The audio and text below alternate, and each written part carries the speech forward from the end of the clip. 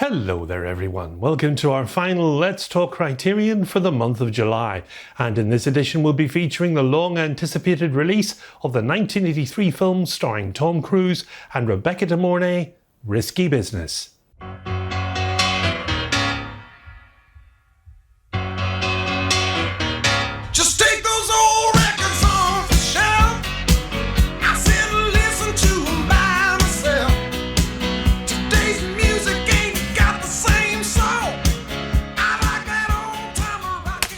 Risky Business is a 1983 American coming-of-age comedy written and directed by Paul Brickman and starring Tom Cruise and Rebecca De Mornay. It follows the sexual exploits of a high school senior during his parents' vacation trip and is considered to be Cruise's breakout role.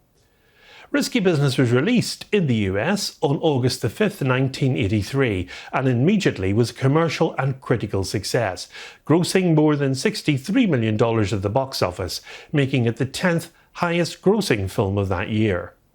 Risky Business was unique in some ways but comfortable enough not to chase away its core audience of 17 to 25-year-olds in an era when teen film was gravitating towards sex comedy. Risky Business bucked that trend by using the skeleton of a tried and true boy meets girl and falls for a formula. The production employs some drastic tone shifts involving the Joe Pantoliano character of Guido that are not entirely successful, but they make for an interesting viewing experience. Cruise's magnetism amply on display on screen for more than 90 minutes is the engine that drives this vehicle.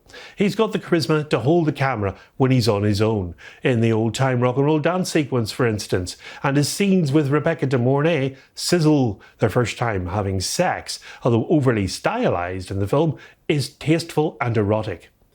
For writer-director Paul Brickman, this was the case of being in the right place at the right time, and perhaps more importantly, getting right leading man in place. Had Risky Business been made with another cast, it would likely have gone down in history as forgotten and derivative early 80s feature.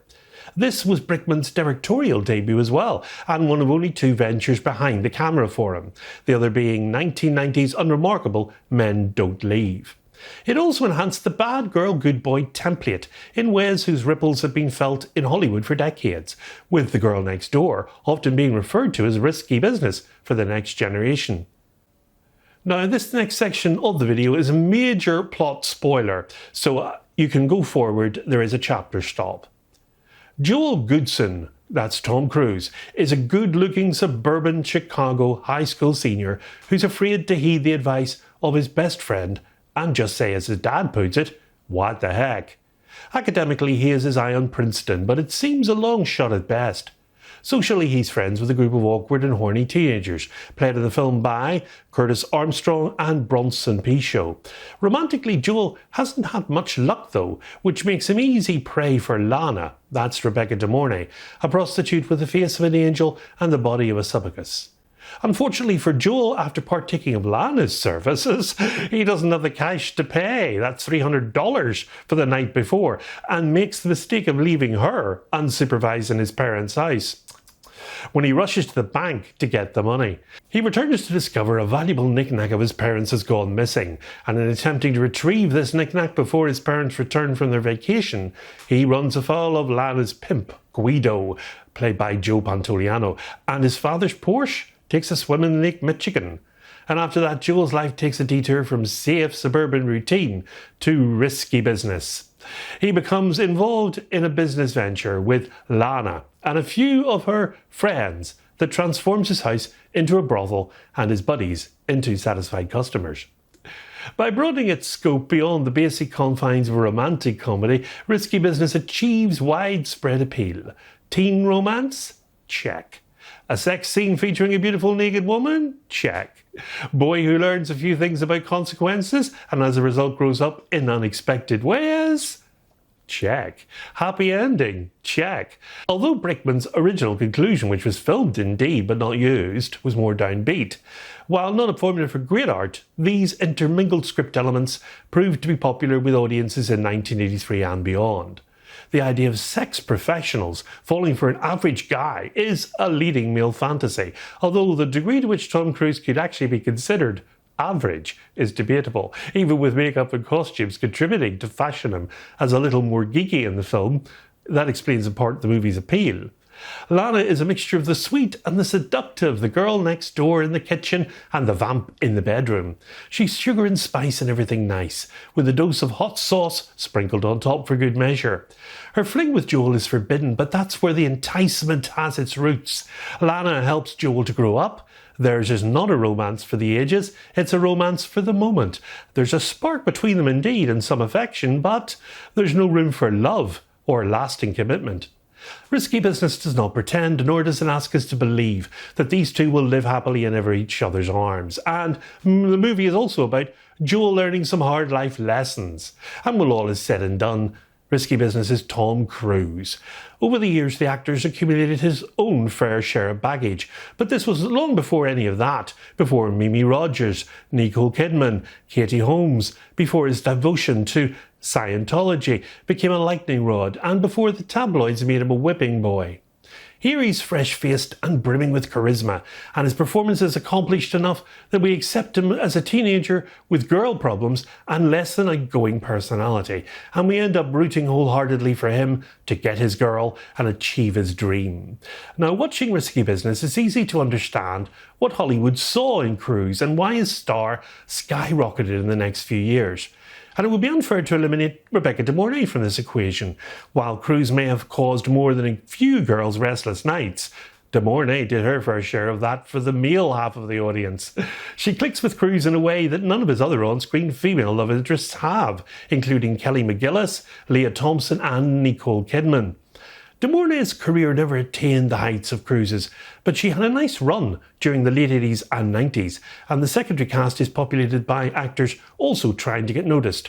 Joe Pantoliano, who plays sleazy bad guy Guido, he's perfect, and at the time, Pantoliano had some experience, although mostly in television. Post Risky Business, he would become one of the most in-demand shady character actors. This was the first feature also for both Curtis Armstrong and Bronson Pinchot, and in years to come, that latter would have the mixed blessing of being identified with the well-known TV character Bulky on Perfect Strangers, and the former would become inextricably linked to his alter ego Booger in the Revenge of the Nerds movies. Viewed 41 years after its release, Risky Business shows signs of being dated, but nothing so overt that the picture becomes cheesy or unwatchable, and the least effective aspects occur when the story shifts from its core lightweight fairy tale element to the ones involving Guido.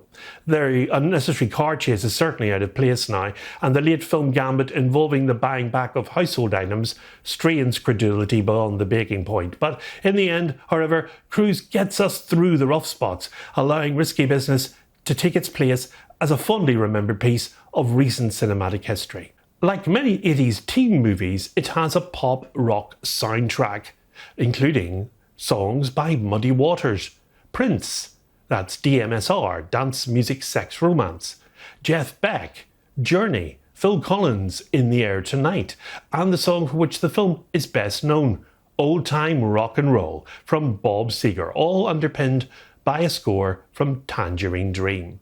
And in 2015, the film was 31 on Entertainment Weekly's list of the best high school movies.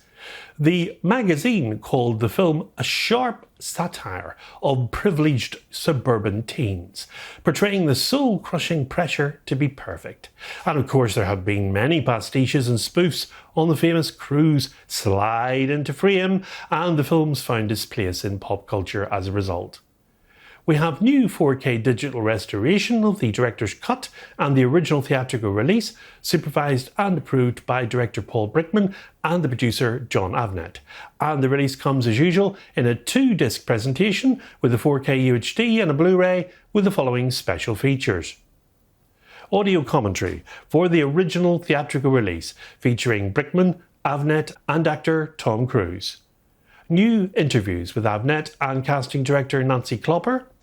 New conversation between editor Richard Chew and film historian Bobby Osteen. The dream is always the same, the story of Risky Business, a programme featuring interviews with Brickman, Avnet, cast members and others.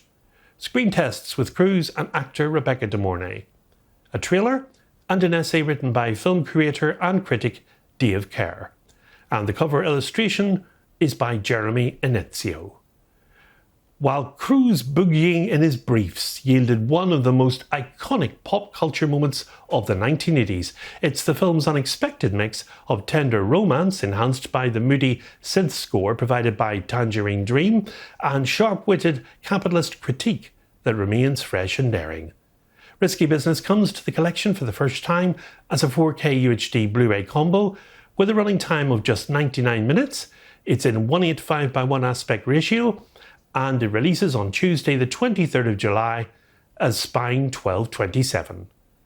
Now we're going to be taking a short break on Let's Talk Criterion for just a couple of weeks, but we'll be back in August with the scheduled release of Brief Encounters: The Long Farewell. That's two films by Kira Murtova coming to the collection in August. And don't forget, if you're new to this channel, we've a large selection of videos on all the recent Criterion releases for this year. Just follow the playlist. So until next time, all the best from me, and above all, keep watching those great Criterion movies.